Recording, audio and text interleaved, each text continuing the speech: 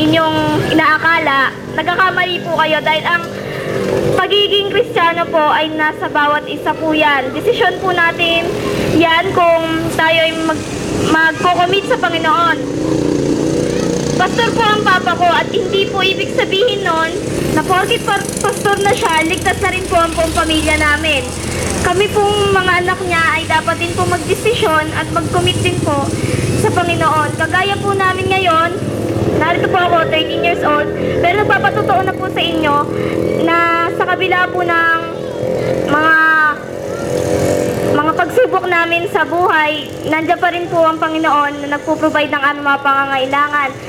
Sabi ko po sa inyo na minsan po sa isang linggo kalaniwan po ang ulam namin ay adobong kangkong, pero hindi po kami nahihiya kung yun lang ang ulam namin dahil nagpapasalamat pa rin po kami dahil ang Panginoon pa rin na nagpo-provide noon. Nagpapasalamat nga kami na kahit papano may kangkong na inaadobo, at least kahit papano adobo pa rin.